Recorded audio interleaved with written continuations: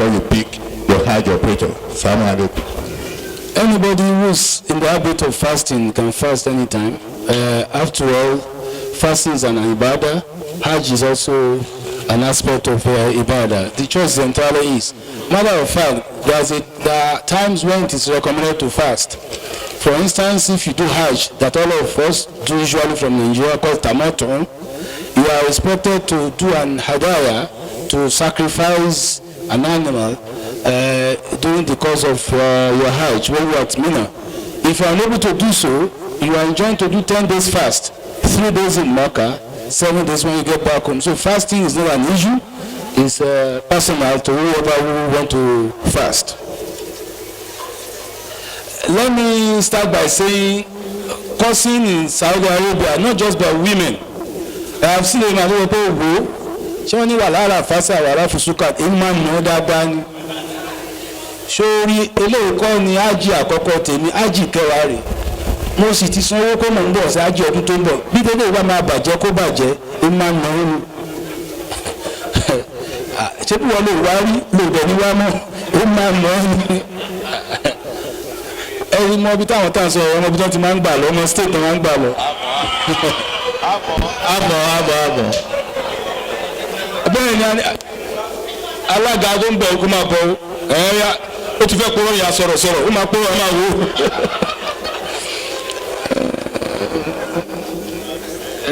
A máa gbé ẹni tó bá máa jà wọ́n bá wò.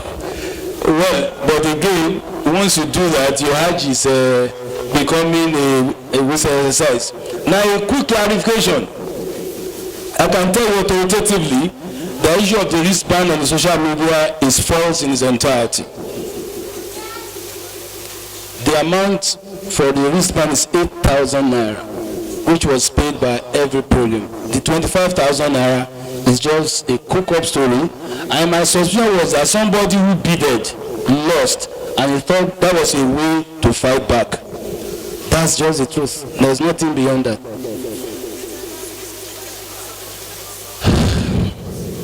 The Yahoo money for Hajj, I'm sure it's very clear that even when you are not allowed to take loan for Hajj, how come you are going to go and take a full loan money to do Hajj?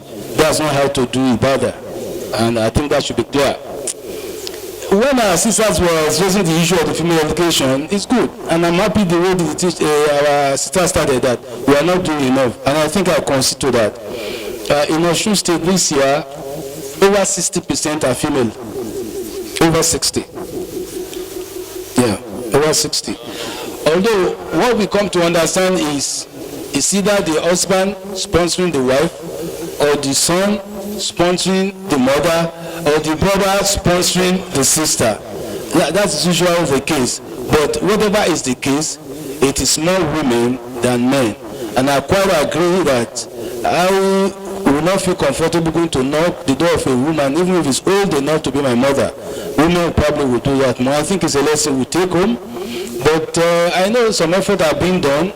The National Hajj Commission have women at the Dawa level. And Sister Kuleson was with us on Wednesday, where we gave her exclusive right to discuss with the women alone. Just this week Wednesday. But I think we still need to do more. Because we need to do more, and I take that home. We take that. The issue of the airline, as Secretary, the companion, the issue of the airline is not a problem. What happened was that the Hajj Commission shortlisted, and they took the number of shortlisted airlines to Saudi Arabia, and Saudi Arabia has the tarmac where the plane is going to land. And so they also did their own shortlisting, one for reason of economic, and the other one what you can call safety, and they believe that only some passed. What it means is that if an airline is shortlisted, the airline can bring 10 planes. I hope you understand. It wasn't airplane that was shortlisted, it was airline. And most airlines come with leased aircraft, not their own aircraft. In fact, virtually most of them, except Max Air, come with aircraft listed for that operation alone. After the Hajj operation, the airline go back to base. So there is no shortage of airplane. That the reason, the economic reason, was that there's an agreement between Saudi Arabia and Nigeria which allowed them to take 50% of Nigerian pilgrims. They must provide airline to take 50% of Nigerian pilgrims, while Nigerian can go and look for the place for the half. It has taken a fight every year until they threatened 3 years ago that they will not give one visa unless we allow Saudi Arabia to be involved in the airlifting. When we were getting afraid, the negotiator and said, take this percentage, take this percentage, take this percentage. Finally, this year they are taking almost 33 and 1/3 percentage. Next year they are going to take 50. So that's why I say economic reason was part of the fight. No, you cannot take more than this. And they said it was an agreement we have signed years ago. And it was an agreement just because of Hajj, that airline operations require mutual agreement between countries, that if you are coming to our country, we should also fly into your country. But it's nothing about Hajj, it's about standard bilateral operations on airline. The issue about when the last year Amir al-Hajj stated that because of the unfortunate incident in Jamarat, where we went to throw stone, that Nigerian pilgrims may not fly. What happened thereafter when we go to Nigeria is that a fatwa committee was formed of ulama in Nigeria, and it was presided over by Sheikh Ibrahim Saleh, the Mufti of the Nigerian Supreme Council, Grand Sheikh, and incidentally the Amir al-Hajj, that is the Emir, moderated at the event, and they came with the paper which they call the Kano paper. That is, scholars of Kano came, they brought the paper for everybody to discuss, and we adopted the paper as the position of Nigerian Muslims. And our position includes the fact that we will go to Jamarat. So on the issue of jurisprudence, the Nigerian Muslims have come to the conclusion that they will still go and stone at the Jamarat. We have been told not to talk too much about how Saudi Arabia managed the aftermath of the Jamarat. I like to be obedient. I want to reserve my opinion of how they managed it. The issue of Mahram is a standard Sharia position that women are not expected to travel alone. It's not about Hajj, it's about traveling. That a woman is not expected to travel alone without at least a mahram. A mahram is somebody who has a right, who he can easily be with. Your husband, your brother, must be a male. Your son. It's a standard Islamic Sharia concept. It's not about Hajj, it's about a woman traveling. Now when imported to Ibadah, it becomes more important. But how practical? The children gather money to sponsor the father this year. Next year they gather the money to sponsor the mother. They want to look money for other mahram again. It's not fair. What we have asked is that, in theory, I'm not saying we do it in practice, is that there should be a written instruction from the real mahram to the authority that I agree that you, the authority, should provide the mahram for my wife because I'm unable to travel with him. It's now left for us to now, it's already, the power is already delegated. But if a woman come, and we do that, if a young lady come, she says she's married, is your husband in the know? Keep on, no, right here. In fact, that disqualify immediately. In fact, there's a sister who said,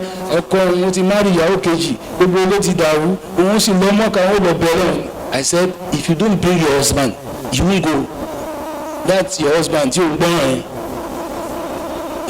She brought her about him because I said he won't go. And the man said, I take power, I'm not bringing to you.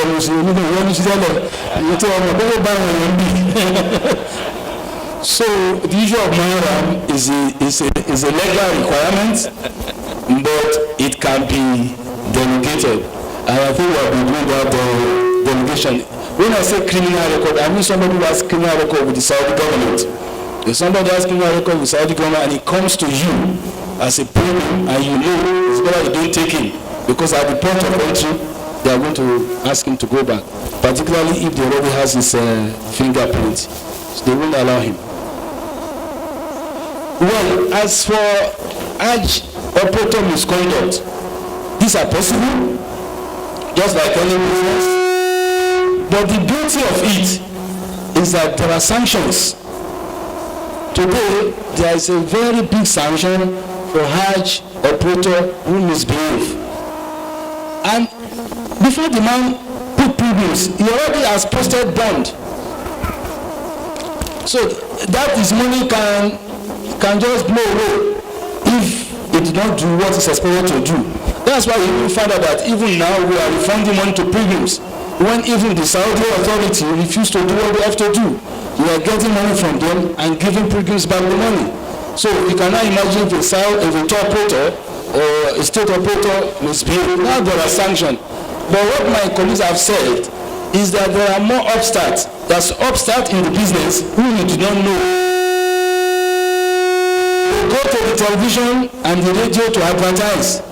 Yet, as far as any known authority on Hajj is concerned, they are not known. And so they collect money and they can misbehave. Maybe the man collected, for instance, in my own place, will take 1,180,000, including your BTA, and the man already collected 1,300,000 and came to us and give only 1 million. We don't give the person BTA.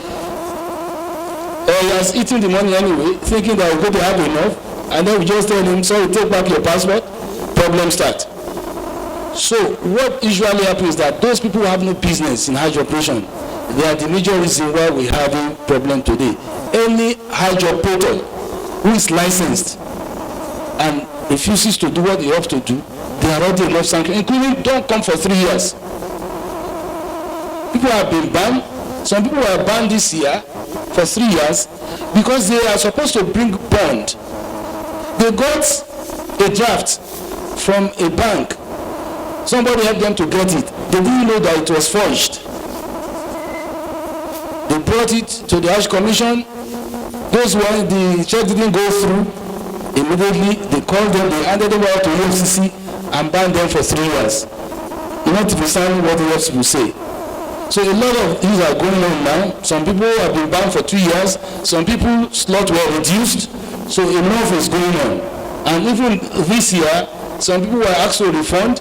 And before they start thinking whether they are going to refund or not, EFC's letter has followed them. So, but we still need more sanitation. Finally, I would like to, on behalf of myself, my lovely and beautiful and only wife, only wife for now,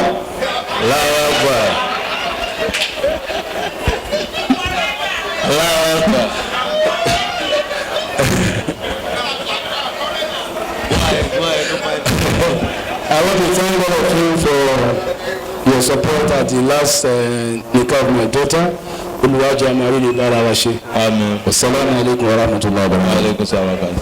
Finally, before we go for prayer, for issue of the authentic Hajj operator, let's go to the site of Nigerian Hajj Commission. You always have, the list is always being edited time and time again. So anytime you want to make a decision, go there, check.